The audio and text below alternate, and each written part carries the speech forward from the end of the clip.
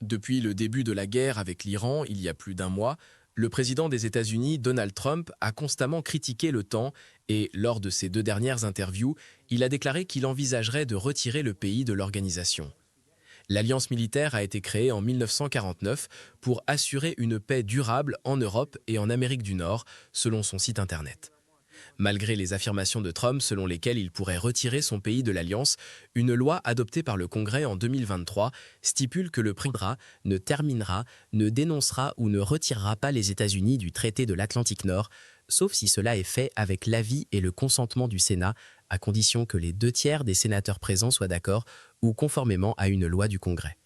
Dans une interview avec l'émission This Week d'ABC le mois dernier, le sénateur Tom Tillis, le républicain le plus haut placé dans le groupe d'observation bipartite du Sénat sur l'OTAN, a déclaré qu'il n'est pas vrai en fait que Trump puisse se retirer de l'OTAN sans le Congrès. Le président des États-Unis ne peut pas se retirer de l'OTAN. Maintenant, en disant que le président peut empoisonner le puits, le président peut le rendre fonctionnellement désactivé s'il le souhaite, a-t-il déclaré. Tillis a également défendu les alliés de l'OTAN après que Trump les a qualifiés de lâches pour ne pas avoir aidé les États-Unis. Cependant, un avis juridique de 2020 du bureau du conseiller juridique du département de la justice indique que le président a une autorité exclusive sur les traités. Le retrait unilatéral des États-Unis de l'OTAN pourrait se terminer en fonction de l'analyse d'un tribunal, selon un rapport du service de recherche du Congrès.